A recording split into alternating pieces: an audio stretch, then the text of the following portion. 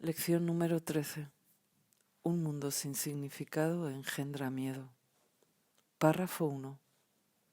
La idea de hoy es realmente otra forma de la anterior, excepto que es más específica en cuanto a la emoción que se despierta.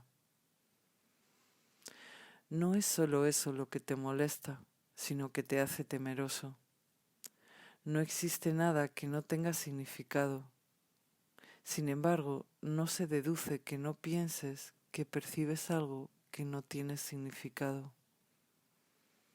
Por el contrario, es muy posible que pienses que sí lo percibes. Y nos dice Kent, esto es porque no quieres darte cuenta de que lo que percibes no tiene significado. Lo que es más, si lo que veo en el mundo es que no tiene significado y el pensamiento dentro de mí que lo originó tampoco lo tiene. Puesto que yo soy mis pensamientos, se deduce que yo no tengo ningún significado, lo que significa que yo no existo. Por lo tanto, en lugar de darme cuenta de que todo carece de significado por dentro y por fuera, sustituiré todo por mi propio significado. Obviamente, si percibo algo que creo que está ahí afuera y que me afecta, ya lo he declarado como real. Y quiero mantener el pensamiento subyacente real para que pueda seguir siendo real.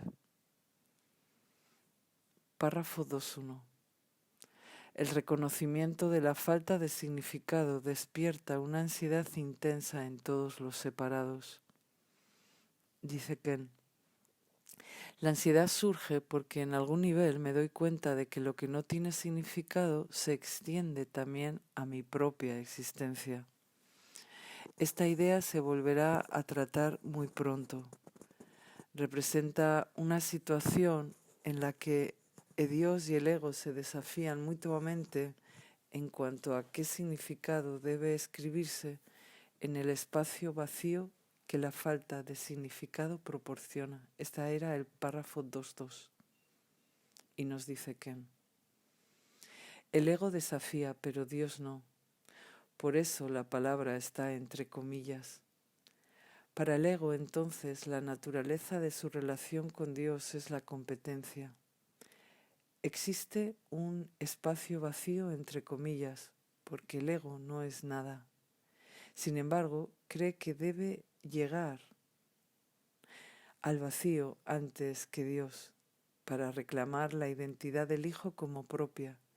De ahí la competencia percibida con el Creador. Si mi existencia como ego se basa en la creencia en Él o yo, eso quiere decir que yo existo a expensas de Dios. Lo maté para poder vivir.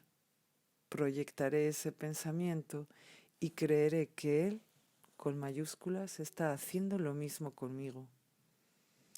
Esta creencia profundamente arraigada es la fuente de nuestra percepción de que la gente nos persigue, nos ataca, nos abandona y nos perjudica, porque nos acusamos de hacer lo mismo con los demás y en última instancia con Dios. Como dije Jesús cerca del final del texto, en el capítulo 31, en la sección 3, dice, nunca odias a tu hermano por sus pecados, sino solo por los tuyos. Cualquiera que sea la forma que sus pecados parecen tomar, esto solo oscurece el hecho de que tú crees que son los tuyos y por lo tanto merecen un ataque entre comillas justo. Párrafo 234. El ego se apresura a establecer allí sus propias ideas, temeroso de que el vacío pueda ser utilizado para demostrar su propia impotencia e irrealidad. Y solo en eso tiene razón. Y dice Ken, es decir, que no es nada. El ego sabe, como he explicado antes, que su poder reside en quien toma las decisiones, porque el ego en sí mismo es impotente. para asegurarnos de que nunca reconozcamos su nulidad inherente y su falta de significado, busca hacerse importante y poderoso mediante el pecado, la culpa y el miedo. Si he pecado contra Dios y lo he destruido, ciertamente soy importante y poderoso. Esto también me asusta, pero al menos me he convertido en algo con lo que Dios tiene que contar, lo cual también me hace importante. Lo más aterrador de todo es darse cuenta de que Dios ni siquiera sabe de nosotros, porque entonces literalmente no somos nada. Esto nos hace impotentes y reales. Por eso queremos que Dios nos preste atención, ya sea porque somos sus seguidores más devotos o porque somos los pecadores más miserables. Es indiferente para el ego siempre y cuando Dios se dé cuenta. Nuestro verdadero temor, por supuesto, es que Él, Dios, no sepa nada de nosotros. De alguna manera, en el fondo sabemos que eso es verdad, pero en lugar de aceptar su verdad, la cubrimos con las mentiras del ego. Primero con los pensamientos de separación, pecado, culpa y temor. Y luego con un mundo que refleje esos pensamientos. Párrafo 3.1. Es esencial, por lo tanto, que aprendas a reconocer lo que no tiene significado y lo aceptes sin temor.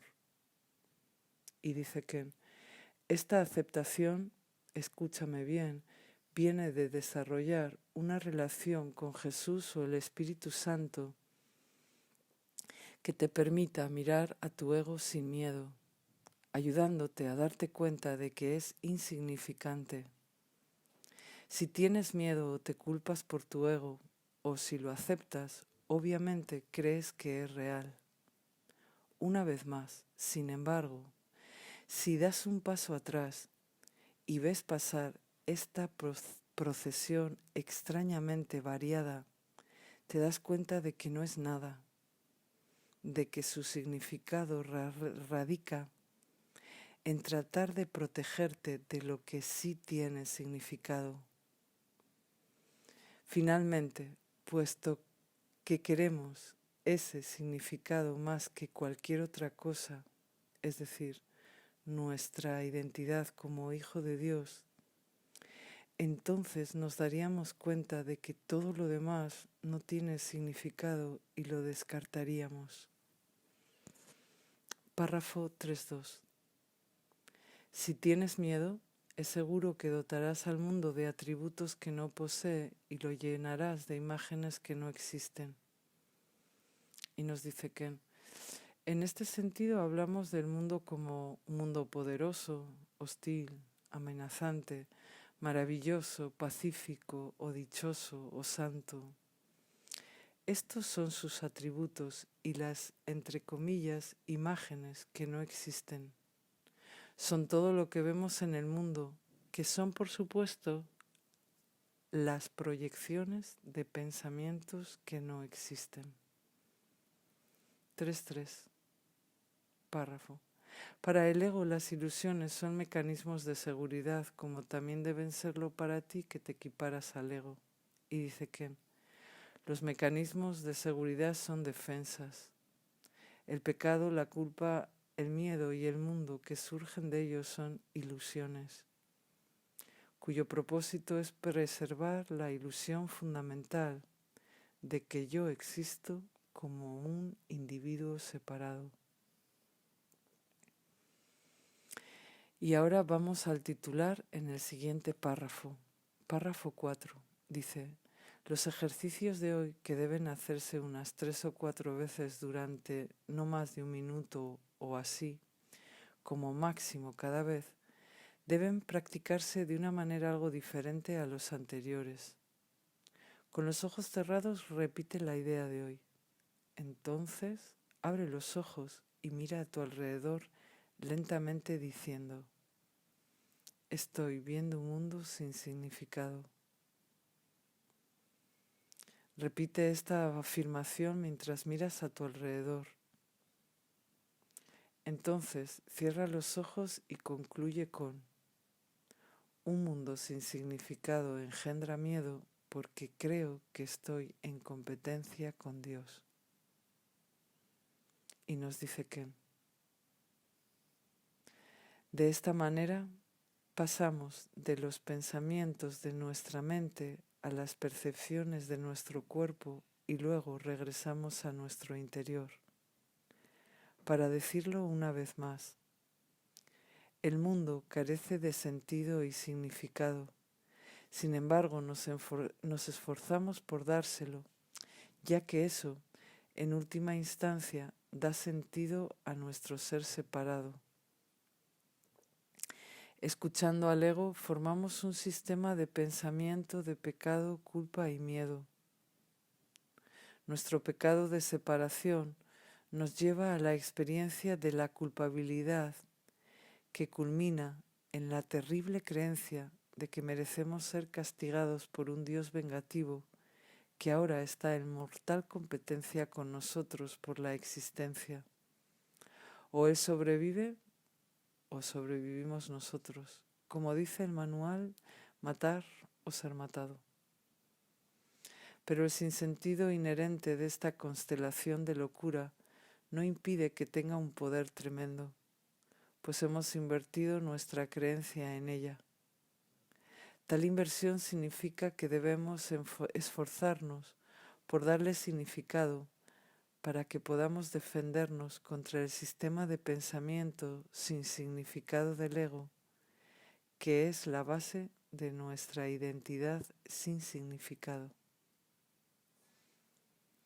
Para resumir este importante punto nos dice Kent: cuando me doy cuenta de que el mundo no es nada, ya que es simplemente una defensa contra los pensamientos de mi mente, soy arrojado de vuelta a esos pensamientos. Si el mundo no tiene significado y yo tampoco lo tengo, yo no existo, lo que significa que Dios ha ganado. Pero en lugar de perder la batalla, me esfuerzo por dar sentido a mi realidad personal y al mundo que me rodea. Jesús nos está ayudando a darnos cuenta de cómo proyectamos todo el mundo. Si prestamos mucha atención a nuestras percepciones y a lo que valoramos aquí, nos daremos cuenta de que ninguna de ellas proviene de nada inherente al mundo, porque no hay mundo. No son sino el resultado de una necesidad dentro de nosotros mismos de justificar y reforzar el hecho espurio de que existimos.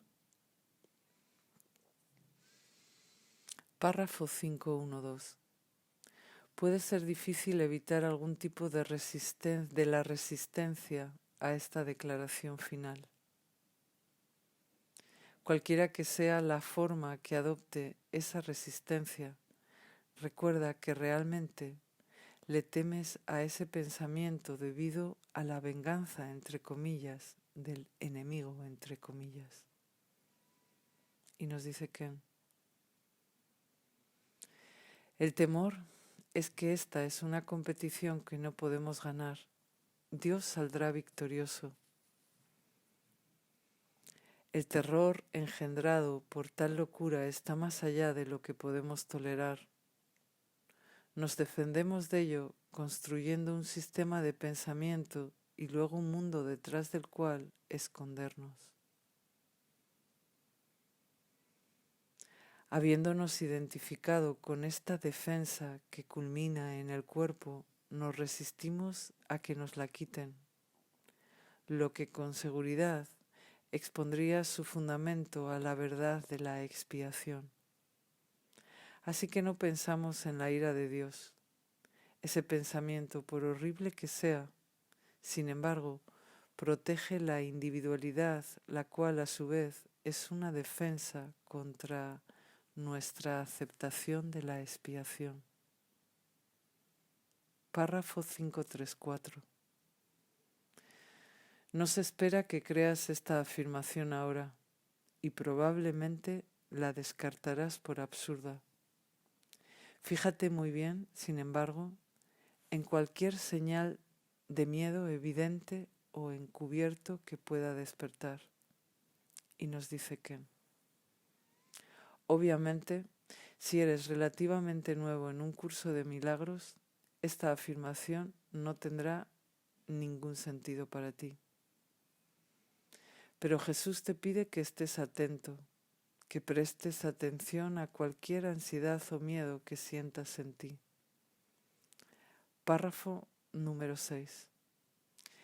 Este es nuestro primer intento de establecer una relación explícita de causa y efecto de una clase que no eres muy experto en reconocer. No te detengas en la declaración final y trata de no pensar en ella, excepto durante los periodos de práctica. Eso será suficiente por ahora. ¿Y qué nos dice para acabar la lección? La conexión de causa y efecto es entre nuestros pensamientos, es decir, el sistema de pensamiento del ego, de pecado, culpa y temor, y la forma en que percibimos el mundo. En otras palabras, tengo miedo no por lo que está fuera de mí, sino por mi propio sistema de pensamiento que me dice que se trata de la supervivencia de Dios o la mía. Date cuenta también cómo Jesús no confronta o ataca nuestra resistencia. Él, simple y gentilmente, nos recuerda la verdad. Esto nos permite aceptarla cuando estemos listos sin padecer ninguna presión o culpabilidad. Un ejemplo maravilloso para todos los estudiantes del curso. Te recuerdo, el nombre de la lección era Un mundo sin significado engendra miedo. Bendiciones para todos. Eso es todo.